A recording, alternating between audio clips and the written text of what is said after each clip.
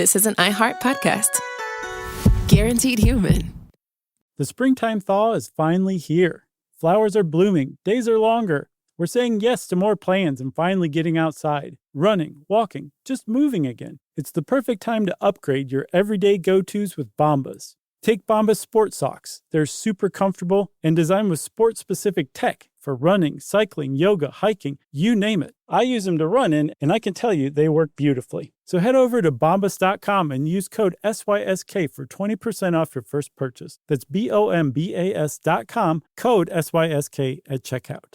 On eBay, every find has a story. Like if you're looking for a vintage band tee, not just a tee, the band tee. You wore it everywhere until your ex-boyfriend stole it. Now you're on eBay, and there it is. Same tee from the same tour. The things you love have a way of finding their way back to you, especially on eBay. Where else can you find that mint trading card you search for everywhere that's out of print? Or your first car, the one you wish you'd never sold? It has to be eBay. Shop eBay for millions of finds, each with a story. eBay. Things people love. Hello, Stuff You Should Know listeners. If you want to come see us live, you've only got a couple of more cities this year that still have tickets, and that is Orlando and New Orleans. Yep, we'll be in Orlando on October 9th at the Plaza Live, and we'll be in New Orleans at the Civic Theater the following night, October 10th.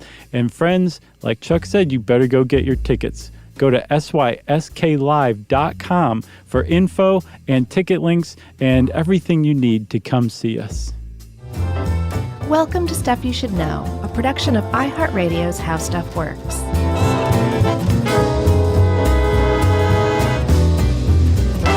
Hey, and welcome to the podcast. I'm Josh Clark. There's Charles W. Chuck Bryant, and there's Jerry over there. This is Stuff You Should Know, the podcast. Yeah. And Chuck, I have a question for you. Yes. You know what ticks me off? Lyme disease. I'm so mad at you. Blame Yumi for that one. She's like, you should say this. And I said, you know what, Tell her dear, I'm so mad at I her. should totally say that.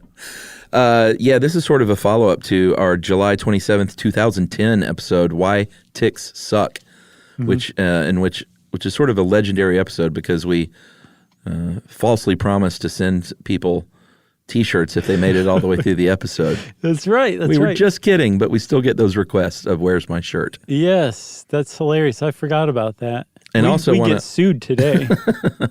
Yeah, probably so. Also want to point out and shout out our former website, howstuffworks.com, because a couple of the articles that we used for much of this episode is from the old HSW website. Nice.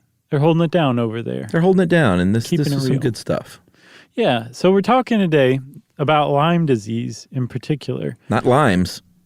No, we should say it's capital Lyme disease. And the reason it's called that is because it's named after a town, which is one of 3 towns where the initial outbreak of Lyme disease that led to this bacterial infection, persistent bacterial infection, was first described medically. Yeah, one of the facts of the show, I think. Oh, yeah? Sure. Who knew it was named after a town? Lyme, Connecticut. I knew. Did you know that before this? Sure. Did we cover that and why ticks suck? I don't think so. All right. Well, you're smarter than me then. No, it's not that. I think what got me was I heard about people saying like, no, Lyme disease, like people take it for granted, but it's actually this really mysterious illness. And I'm like, what are you talking about? So I think I looked into this years back, and that's when I found out. All right. That was all. So we're equally smart. Right, exactly. I'm not smarter than you. And what is smarts? It's just like someone happens to know one thing, someone else knows another. Sure. I say they cancel out. We're all smart.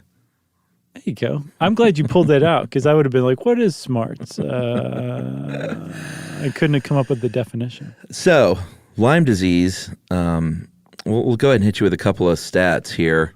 Lyme disease in the United States has more than doubled since 1997. That's astounding. It is, and it is spread too. It used to be very much localized in kind of the Northeast, sort of mid-Atlantic areas, some in the South.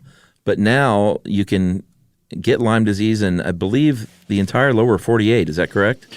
There are cases in all 48 states. Supposedly half of the counties in the United States now are considered at high risk for Lyme disease. And like all of this happened just in the last like 20 or so years. Yeah. Which is, I mean, there's a lot of debate over, the CDC calls Lyme disease endemic, which is a disease that has become like an ongoing part of an area or region. And some other people are saying, guys, what we're talking about here is an epidemic. This is an epidemic, and you should start calling it that because it will kind of raise the alarm to the next level or two where it should be, because this is a very alarming spread of disease that we're seeing right now. Lyme disease is the number one vector-borne disease in the United States. It's way more prevalent than things like West Nile or chikungunya or anything like that, but it's still kind of treated as like a up there in the Northeastern U.S. thing, and that's just not the case. It's spread in every direction except east because it hit the Atlantic. But everywhere else where it can spread into the interior of the United States and up into Canada, it's starting to. Yeah, and there's also a history continuing to this day even where Lyme disease can be overlooked, misdiagnosed, not taken as seriously by your doctor as it should be, including what we'll get to later on, something called post-treatment Lyme disease syndrome. And it's all very frustrating if you have been an individual that has had Lyme disease. Yeah. There's a big community out there of people that are like, why won't anyone listen to us? Why won't our doctors take us seriously? And what do we have to do here? Like, do we have to start dropping dead? Yeah, there's a tremendous amount of frustration in that community because there's a sentiment among the medical establishment that, hey, take some antibiotics, you'll be fine. Exactly. It's easy to cure Lyme disease. Here's some antibiotics. You still have persistent symptoms. Those are probably in your head. We're not going to say they're in your head, but they're in your head. And the people who are experiencing these symptoms are like, no, my life has been derailed by these symptoms, and you guys aren't doing anything about it. It's frustrating. I know there's a lot of people out there that are pretty stoked right now to be hearing this. Yeah. Yeah, for sure. We're advocating for you guys. Sure. Not patting myself on the back, although I am literally patting myself. I see you, Chuck. That elbow's sticking out pretty far. So Lyme disease is a disease. It's an infection caused by the bacterium Borrelia burgdorferi. Wow. Burgdorferi.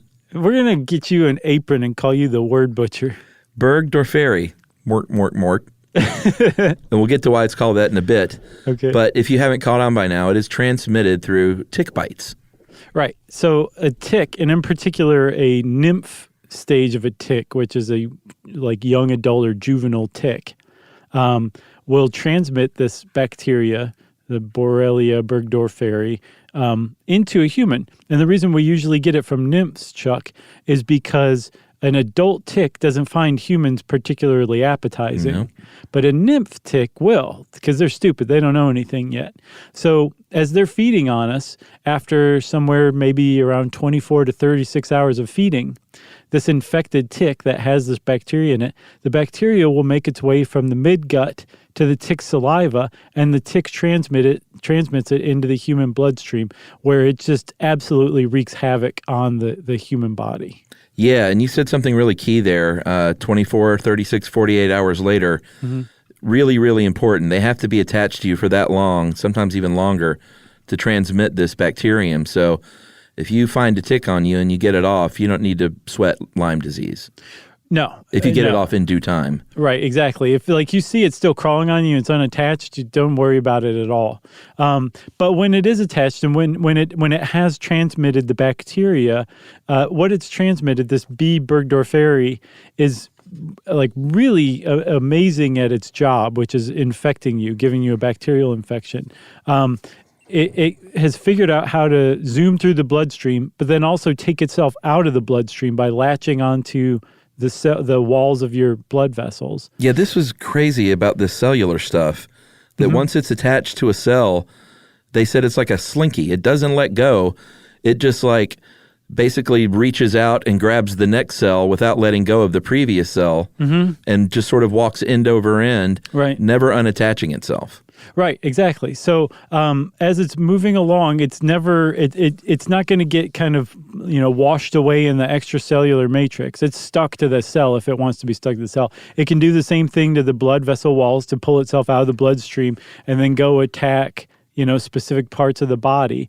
So it's really good at hanging on. That's one thing that makes it kind of pernicious.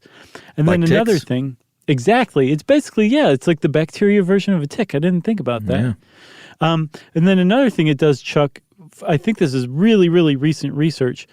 It can actually change its protein expression at a much faster rate than the normal mutation rate for bacteria.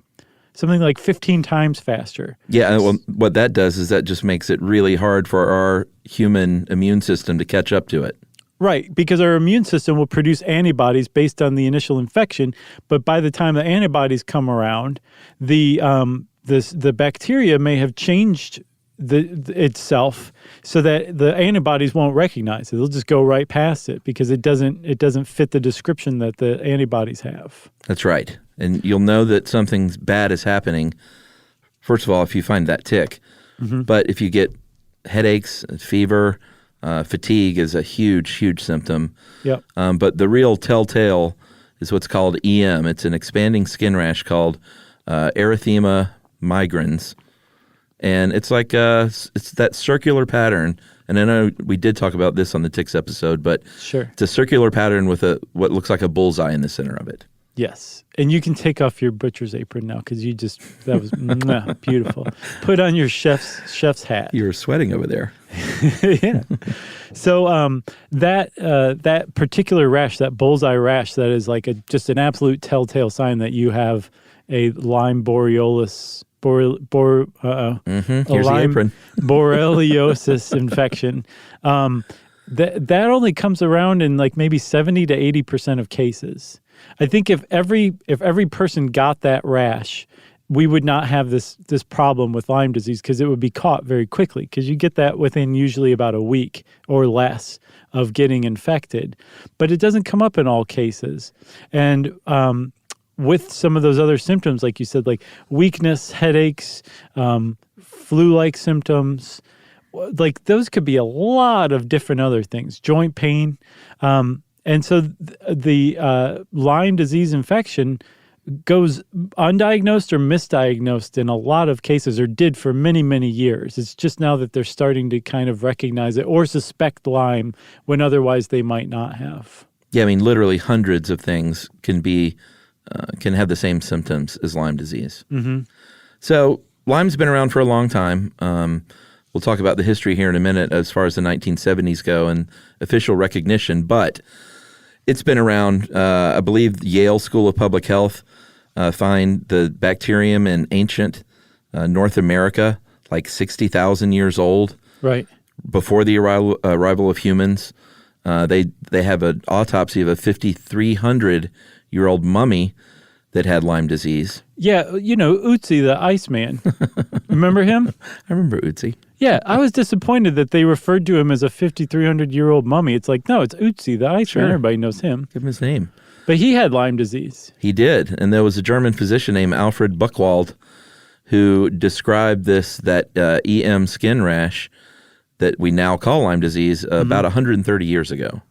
Right. So Lyme disease has been around a while, but we are just now seeing a huge, again, an epidemic of it, and a massive spread of it, not just in North America, but there's also two other kinds of ticks that transmit two other kinds of Lyme-causing bacteria in Europe and Asia.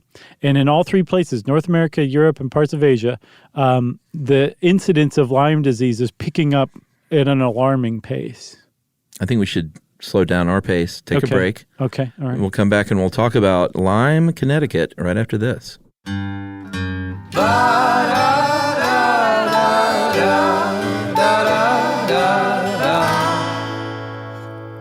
Stuff you should know.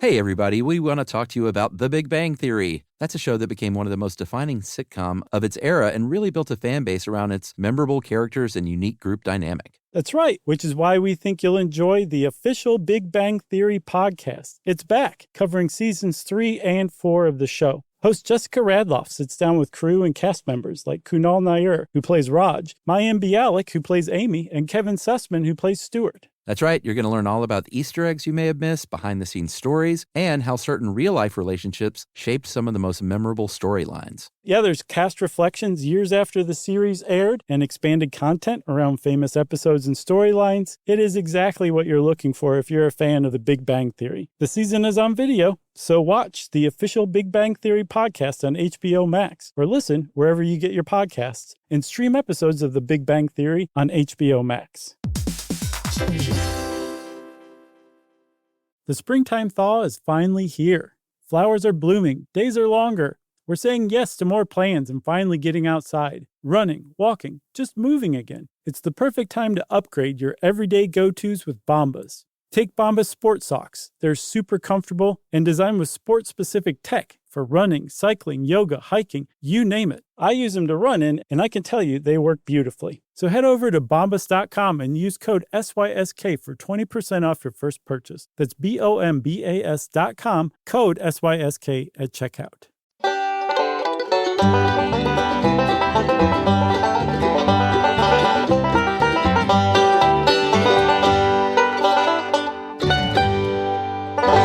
All right. So Lyme, Connecticut, something that's very old hat to you. Right. Brand new I've known to me. about it for years. Lyme, Old Lyme, and what was the third town? I don't remember. No, let's just call it New Lyme. It was not. They're New going to Lyme. be so mad. Their high school football team is going to go berserk on Old Lyme this year. In the 1970s, though, there were a group of children and adults in these towns in Connecticut that were having all these weird symptoms. Swollen knees, skin rashes, headaches, all this severe fatigue.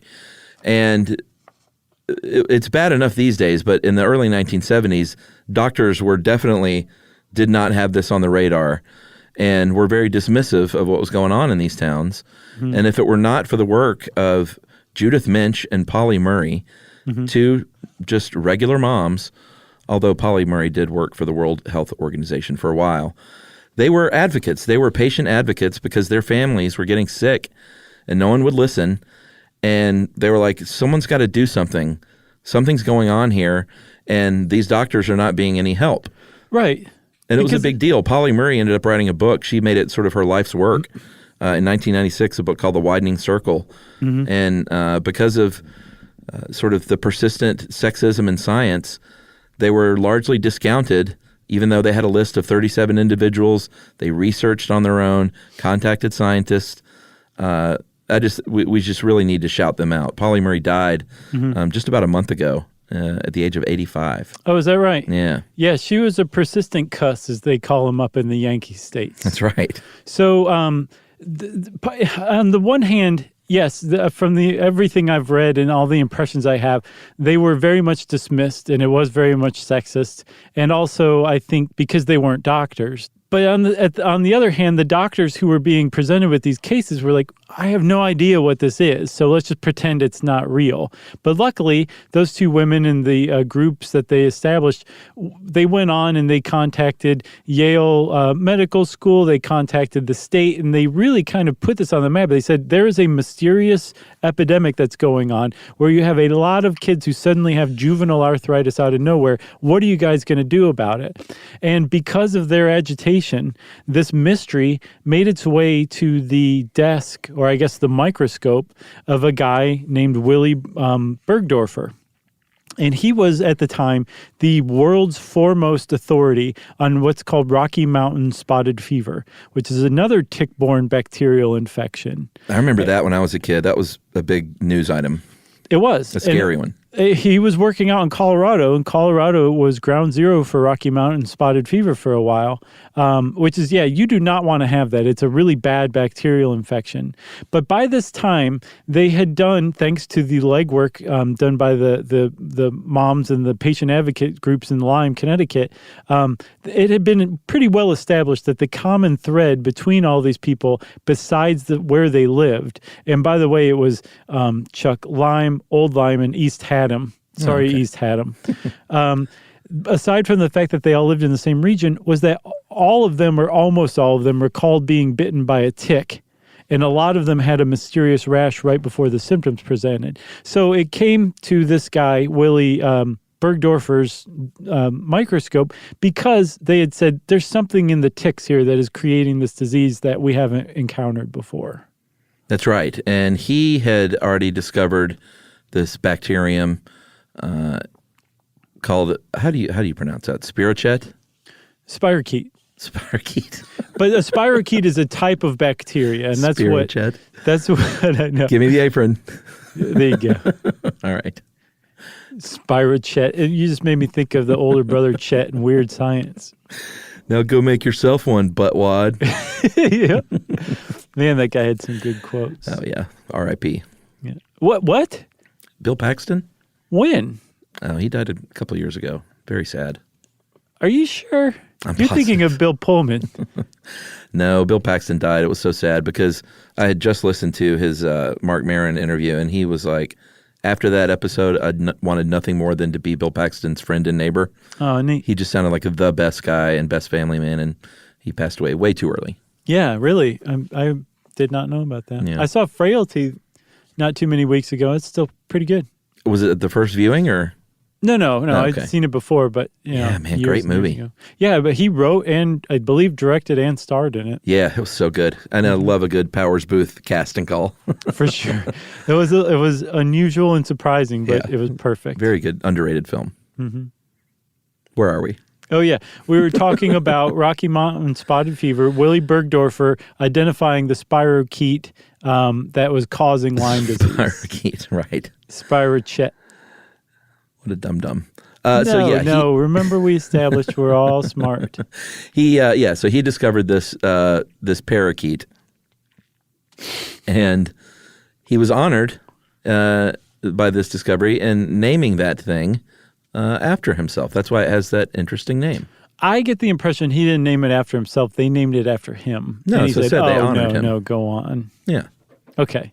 But there's a big difference between him saying this thing's called the Bergdorferi bacteria and somebody saying, we're going to name this after you. No, I totally agree. Okay. So Bergdorfer, he figures out what is the basis of Lyme disease, which is great. That's an enormous breakthrough. It establishes that, yes, it is its own thing. It's its own disease. And because it was a bacteria, it's a spirochete, which, again, it's a kind of a snake-like shaped bacteria, specific kind that walks like a slinky. Because it was a bacterial infection, the medical establishment said, oh, we got this here. Take some antibiotics. And over, the course of several years, starting in, I think the 90s is when they really started to say, okay, we can cure Lyme disease, especially if we catch it early on, by a 2 to 4 week round of antibiotics. Right. Here you go. And they said, case closed. We're the medical establishment. Let's go have a party for ourselves. Yeah, and here's the thing, many times that can take care of the problem. Mm-hmm. So it's not like they were just lazy and not doing their work, but I think they closed the book a little too soon, and a lot of people do, because that round of oral antibiotics, if you catch it early, it can really work. But and I think they say 9 times out of 10, if you catch it early, then that will work. Right. They're so persistent with that assertion that if you find a tick on yourself and you live in an area where Lyme disease is known to thrive, if you can't say how long that tick's been on you, they're probably just going to give you that really? round of antibiotics prophylactically. Yeah. And again, like you said, in a lot of cases, and I believe from what I've read, the vast majority of cases in early stage Lyme disease, that round of antibiotics should work. Yeah, and they say that if you, and this is from the American Lyme Disease Foundation, quote, if you live in an endemic area, have symptoms consistent with early Lyme disease and suspect recent exposure to a tick, present your suspicion to your doctor so that he or she may make a more informed diagnosis. So, right. Show up to your doctor and say, Madam, sir, I would love to present my suspicions to you. Please sit down. Well, they're saying you still sort of need to be your own advocate because it is so hard to diagnose still. Because if you're going on symptoms alone, like we said, there are hundreds of things that share those symptoms, and Lyme disease may not be the first thing they think of. That's a huge problem with Lyme disease. Another huge problem is that the test we use to test for Lyme disease doesn't actually test for the B. burgdorferi bacteria. Right. It tests for the antibodies that should be present in your bloodstream if you have a bacterial infection. Not even specific to that one, but a bacterial infection. The problem is it takes days, if not maybe a week or two, before your body mounts an effective immune response against this infection. So if you find a tick and they give you a test, say within the first couple days, it's going to come back negative, even though you very much have a burgdorferi infection. It's going to come back negative because the antibodies haven't been created yet. The other part of the problem is, even if you take a blood test that tests directly for the burgdorferi bacterium, it moves out of the bloodstream really easily and within several days. So there's a very brief window of time where you can directly test for the burgdorferi bacteria and find it in a simple blood test. Yeah, you can also get false positives, and they're advocating now for two-tiered testing for confirmation of the diagnosis. So if you get that first positive test, sometimes now you'll get a different test, a Western blot test, right, that's going to really get more specific to that antibody, not just the general antibodies. Right. So part of the other problem is that the reason a lot of patient activists and patient advocate groups say, no, doctors, you're wrong, like this is not good enough, is that there's a sneaking suspicion among people who have what's called chronic Lyme or post-treatment Lyme disease syndrome, is that the round of antibiotics, the 2 to 4 week round of antibiotics that seemingly cured the Lyme disease symptoms that you had, actually failed to fully knock out the bacteria that created this infection, created this Lyme disease in the first place, that it just burrowed further into your body. And because the medical establishment said, we got it, it's fine, these antibiotics cured it, and didn't go deeper, that bacterial infection is allowed to fester and then present in worse ways later. Yeah, and it's a really big deal because, what'll happen is they'll say, you're cured. We gave you these antibiotics, they worked, but weeks and months and even years later, when people have persistent fatigue and muscle aches and headaches and, like your knee joints hurt, they said like a brain fog can happen. Yep. And these are all things that are, I don't want to say generic, but if you walk into your doctor and say, I feel like I'm fuzzy and I have a brain fog and I get headaches and I'm tired, right. It's sort of a wide, it's hard to pinpoint what's going on. Sure. And they think you're cured of the Lyme disease. So that's where some of the more dismissive, at least from the Lyme disease community, they're saying, like, I have this chronic issue. And they're saying, but no, there's no such thing as a chronic issue. Right. Well, they're also saying, like, look, we gave you a test for Lyme disease and you came back negative, right. We know you had it before. We tested you. We came back positive. We treated with antibiotics. Now we've tested you again and it's coming back negative. You don't have Lyme disease anymore. So there's a huge debate whether the antibiotic course is not enough and that right. the Lyme disease is persisting elsewhere in the body and that maybe it's changed its form so that it won't show up on the tests like it should, or there's remnants of it. I saw one article that suggested that the cell wall from the spirochete, the burgdorferi spirochete, can remain even after the thing's dead right. and persist in like joint tissue and cause an immune response there, which would explain this long-term arthritis as like a post-treatment Lyme disease syndrome symptom. Or is it that it converts into an entirely different disease, like an autoimmune disorder? Yeah, some people think that it could trigger an autoimmune response and the infection's gone, and this is what's happening later on is you have this autoimmune response that can lead to other things, like rheumatic heart disease. I think did we cover Guillain-Barré syndrome, or just talk about it in different episodes? We've talked about it, and I think if I remember correctly, it's Guillain-Barré. Guillain-Barré. Give me the apron. I'm pretty sure, yeah. We could both be wearing the apron for this one, though. Well, we'll split it up. I get the lower half. All right.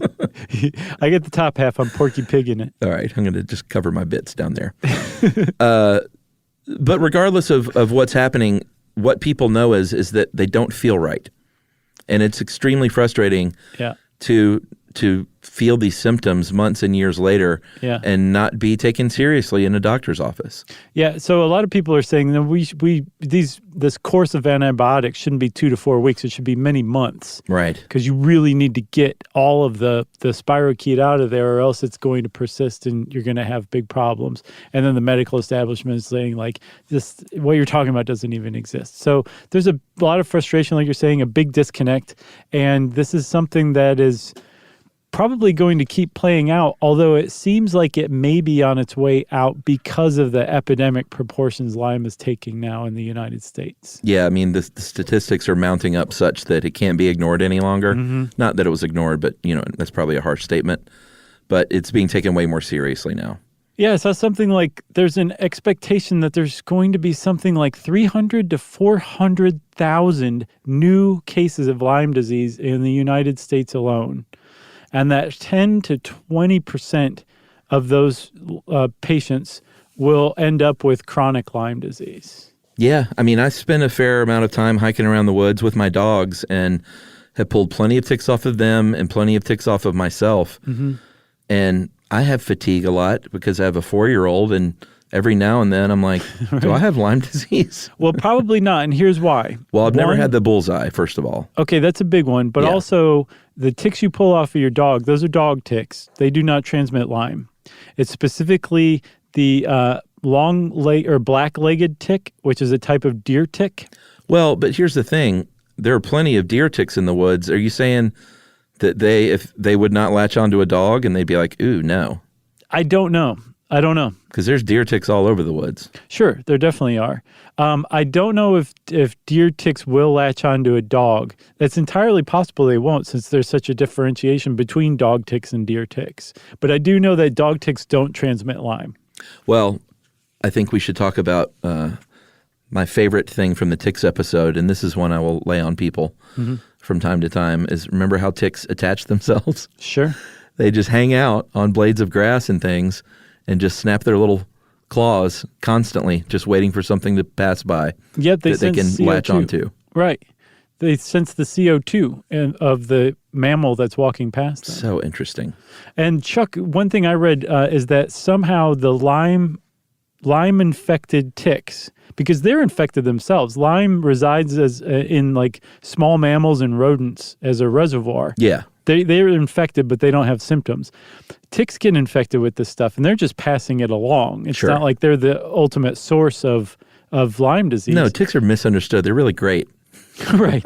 But from what I saw, the ticks that are infected with the Lyme bacteria are actually better at finding hosts than non-infected ticks. Like it somehow enables them to be better parasites. That's amazing. Isn't that interesting? Yeah, that sounds familiar. Did we cover that, or do I just know that because I'm smart? I don't remember. But I do. I remember you talking about in the ticks episode about how they wave their arms in the air waiting for somebody to pass by.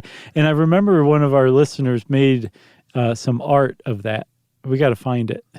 That's right. And from snapping their little fingers on a blade of grass to my dog's butt to my scrotum, it's quite a ride. It's a wild ride. And then to Emily eventually plucking that thing out for me. That's nice. That's what marriage is all about, folks. Yep. You just have your forearm thrust across your eyes. You're like, get it out, get it out. So let's take another break. Okay. And we'll talk a little bit about prevention and then a little bit about some very recent, interesting, wacky things going on in Congress about Lyme disease as a bioweapon. Okay.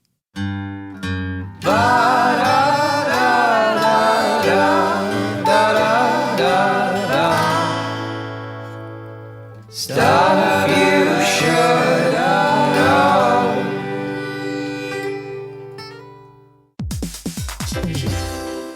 Hey, everybody, we want to talk to you about The Big Bang Theory. That's a show that became one of the most defining sitcom of its era and really built a fan base around its memorable characters and unique group dynamic. That's right, which is why we think you'll enjoy the official Big Bang Theory podcast. It's back, covering seasons 3 and 4 of the show. Host Jessica Radloff sits down with crew and cast members like Kunal Nair, who plays Raj, Mayim Bialik, who plays Amy, and Kevin Sussman, who plays Stuart. That's right. You're going to learn all about the Easter eggs you may have missed, behind-the-scenes stories, and how certain real-life relationships shaped some of the most memorable storylines. Yeah, there's cast reflections years after the series aired and expanded content around famous episodes and storylines. It is exactly what you're looking for if you're a fan of The Big Bang Theory. The season is on video, so watch the official Big Bang Theory podcast on HBO Max, or listen wherever you get your podcasts, and stream episodes of The Big Bang Theory on HBO Max.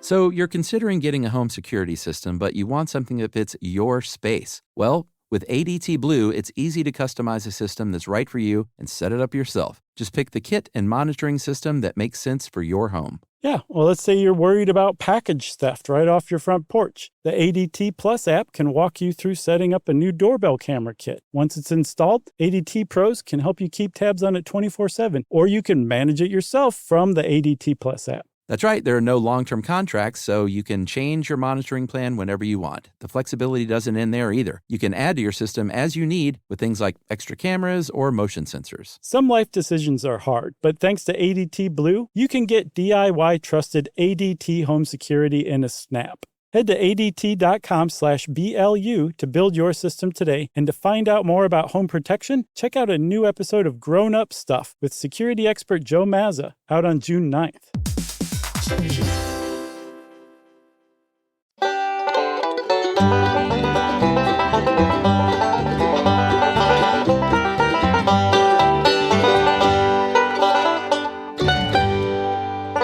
Okay, Chuck, you talked about prevention. How do you keep from having to have a tick pulled from your crotch? Don't ever go into Mother Nature. Just stay in your mid-century modern home with tiled floors and don't go into the woods. Sounds delicious. No, I love the woods. You love the woods, right? Yeah.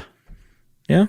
I love watching the woods on television. Yeah, from your mid-century house? No, I do. I love the woods myself. Yeah, I'm just kidding. Get in the woods, but they recommend things like DEET. I don't use that stuff on my own body, but some people will say put that all over your body and put it on your clothes and put it on your socks and shoes. And just walk around spraying a cloud of it around you constantly while you're in the woods. What I do is I just check for ticks. Yeah, a good thing to do, seriously, it looks super dorky, but what do you care, is to tuck your pant legs into your socks. Yeah, sure.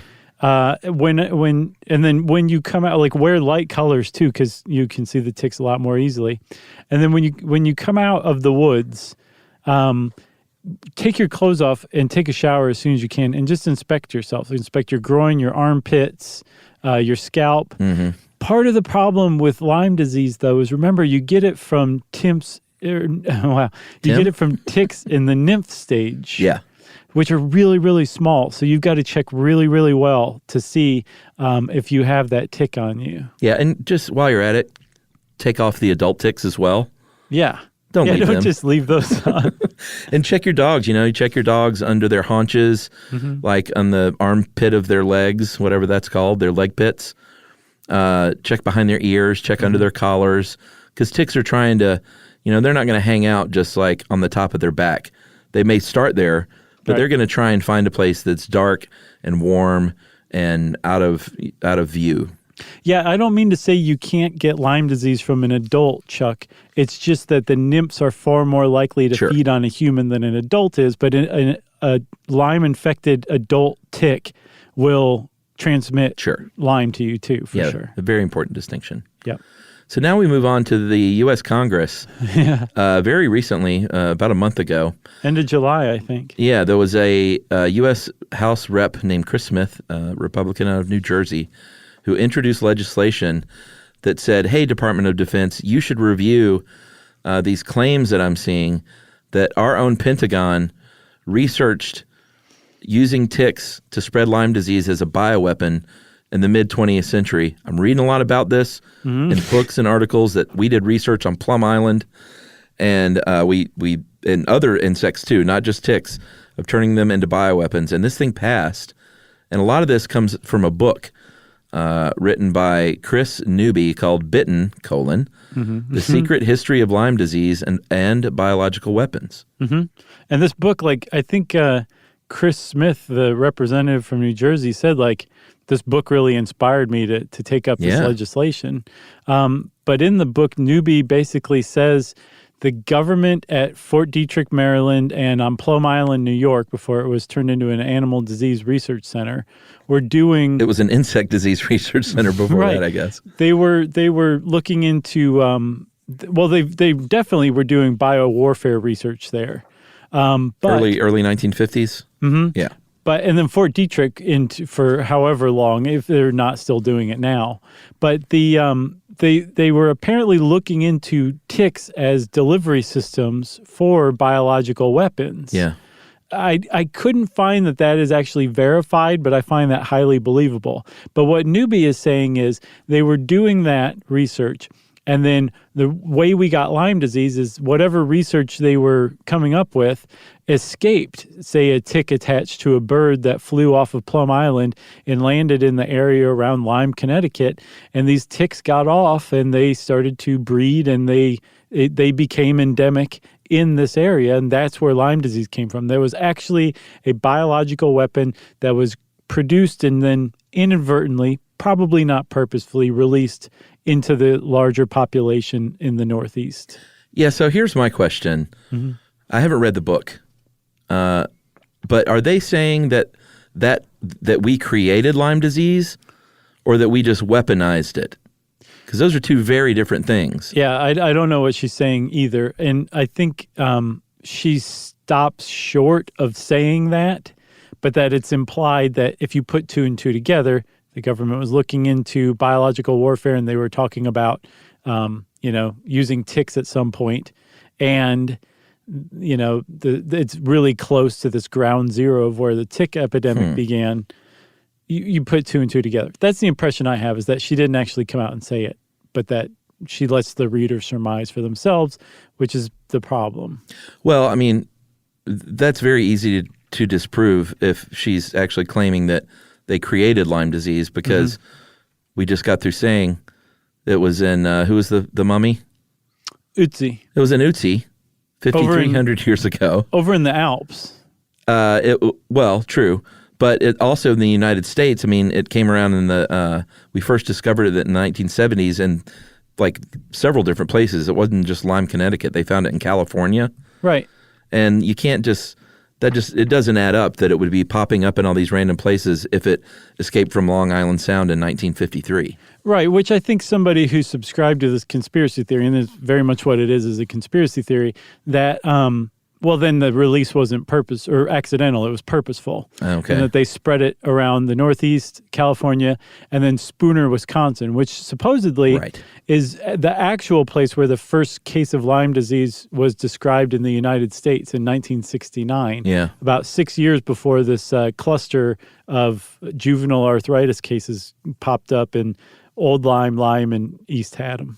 Well, it's a very bad idea if that's what went on, because you have to depend on a lot of things, which is, A, these ticks definitely finding their way to the enemy. B, they attach to the enemy successfully and transmit the disease. And then what does it transmit? A very slow-acting disease that will give people headaches and fatigue over the course of a long time. Right, that also produces a one-of-a-kind telltale rash. Right. That tells you, supposedly in plenty of time, that you have this disease that needs to be treated with a simple course of oral antibiotics. Yeah, and it has to be probably in the country. They don't thrive well in the city. Right. So it doesn't make a good biological weapon. No, and then again, people who subscribe to this conspiracy theory say, well, they can't all be winners, but maybe it was just something they were experimenting with and it wasn't very good. Trust me, I mean, we've done enough research on stuff our American government used to do and continue to do that it's not the most outlandish thing in the world. No, it's not. And that's also why Chris Smith, the representative from New Jersey, shouldn't just be dismissed out of hand, because it's entirely plausible. It's not just a complete wacko idea. Right. The other reason Chris Smith shouldn't just be dismissed out of hand is because he is a true Lyme warrior. he introduced other legislation called the Tick Act. And of course, he had to make tick an acronym. An acronym, not an anachronism. What does it stand for? Ticks, Identify, Control, and Knock Out Act. He was really grasping like a tick on a blade of grass with that one. But the point is... But knockout's not one word unless you use it as knockout. Well, that's what he's saying, I guess. So it's really one the word. Tickos Act. But it would create an additional $180 million in federal funding for Lyme disease research, which is sorely needed right now. That's awesome. I didn't know he was such an advocate. That's good. He really is. He hates Lyme disease like a lot. I was about to say something, but... I wish I could take a pill that would bulk up my analogy region in my brain. Oh, your analogies are great. What were you going to say? I want to know. We can beep it out if we need to. I was going to get political. I was going to say he hates ticks like he hates... Okay. Can we leave that and bleep it? I don't know. We'll find out. All right. So the whole idea that it's a bioweapon, almost certainly not the case, right? But it makes for good press. I mean, like if you look up like Lyme disease and bioweapon, there is a lot of recent articles written on it just because a member of Congress introduced this legislation. Yeah. What a lot of people are saying is, look, it makes sense, like this conspiracy theory that people would go to that. But at the same time, there's another really great explanation for it, and it's climate change. That this whole thing came about in the 70s because we're starting to see what was called the first epidemic from climate change. And there's this really great article on Aeon, which is a great website, by Mary Beth Pfeiffer, spells it like Michelle Pfeiffer with the P, called Ticks Rising. And she's an investigative reporter, a science journalist who really went to a lot of trouble to explain how climate change has created a new world for ticks, and we are now living in it. Yeah, I mean, in 2014, the EPA actually started to use 4 new indicators about what's going on with climate change and the impact, and one of them was the spread of Lyme disease. So, like the EPA officially uses that as a factor and an indicator in determining the impact of climate change now. Right. And so the whole basis of this idea is that because of warmer weather, ticks are being killed off in far fewer numbers from over the winter. So they're surviving longer. They're as it gets warmer and warmer, higher and higher up, their range is spreading rather rapidly. Oh yeah. And wherever these ticks go, Lyme disease is game to go with them. So the spread of Lyme disease is increasing as the spread of ticks is increasing too. And ticks have gotten totally out of hand in some areas. In that same Aeon article, Mary Beth Pfeiffer was talking about how moose are dying in their thousands in like Wisconsin and the Dakotas because they're being bled to death by 100,000 ticks at once. It's amazing. That never happened before. And now all of a sudden it's kind of becoming routine because the ticks aren't dying off in the winter like they're supposed to. And again, it's because of climate change.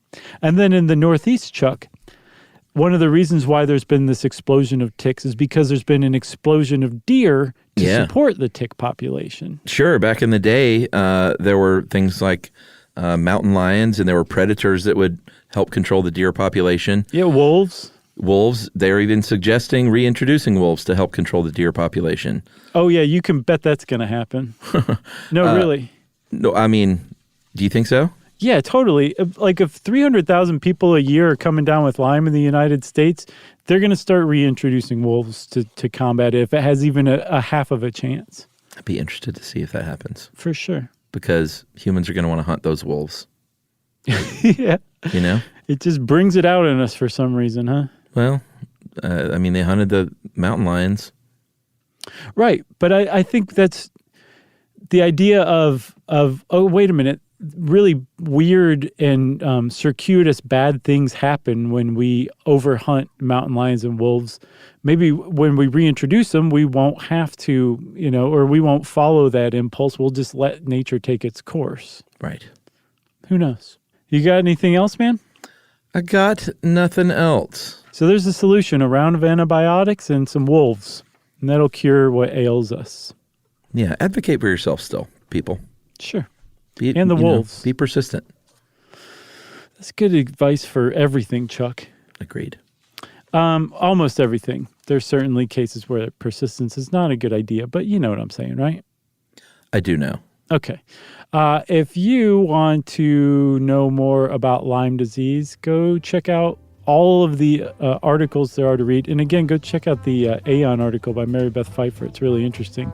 And since I said it's interesting, that means it's time for listener mail. I'm going to call this Neat Story about how great Stuff You Should Know listeners are. Ooh, I like that. From Portland, Maine. Hey guys, my wife, daughter, and I, all Stuff You Should Know listeners for years, decided last minute to buy tickets to the show while on vacation at Old Orchard Beach, Maine, Nice. just a short drive south of Portland. We had nosebleed seats, naturally, because we waited until just an hour before showtime. And that was more than cool by us, and we were totally stoked just to be there, whatever the seats. When we got to our balcony seats, a friendly fellow named Matt approached us, said he had 3 tickets for orchestra seats, and asked if we'd like them. The tickets were intended for friends of his who were stuck in Labor Day weekend traffic, couldn't make it to the show. Aww. Turns out he had been scouting the crowd for 40 minutes, looking for a group of 3, even enlisting the help of the ushers to find 3 people together. And we were the first group that he saw. Brief walk downstairs, and there we were, 3 rows from the stage for the supremely excellent show about podcast topic redacted. Thanks to Matt and his friends being stuck in traffic. We went from not having tickets an hour before showtime to having 3rd row 10 minutes before you guys took stage. We considered it a little piece of true magic. So while I'm confident this lengthy setup in telling you the story is way too long for the air, no, not true, Richard Clark.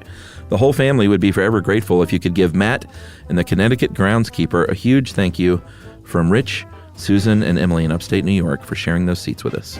That is fantastic. I love our shows, man. It's great. People are so kind. And that is from Richard Clark. Not Dick Clark, but Rich Clark. Oh, that's even better. Yeah. Dick Clark's taken. That's right. And good for Rich Clark for recognizing that, too. Yeah. Thanks for coming to the show, Rich, and bringing the family. And thank you, Matt, for being such a cool dude. That was very nice of you. I'm utterly unsurprised because our fans are pretty great people. Yes. Okay, well, if you want to get in touch with us, you can go on to stuffyoushouldknow.com and you can send us a tweet or an Insta post or a comment or what have you, that kind of thing, because all of our social links are there. Or you can just do it the old-fashioned way and send an email. Wrap it up, spank it on the bottom, and send it off to stuffpodcast@iheartradio.com. Stuff You Should Know is a production of iHeartRadio's How Stuff Works. For more podcasts from iHeartRadio, visit the iHeartRadio app, Apple Podcasts, or wherever you listen to your favorite shows.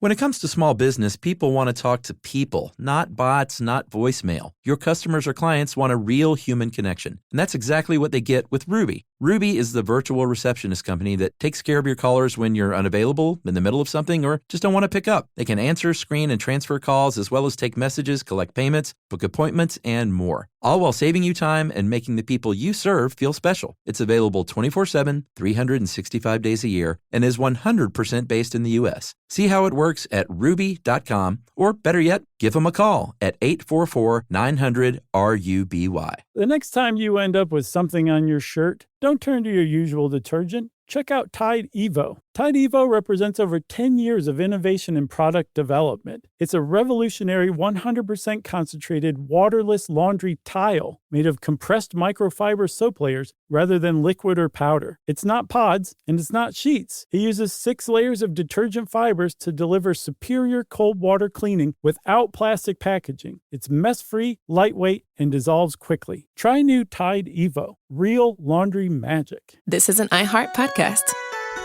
Guaranteed human.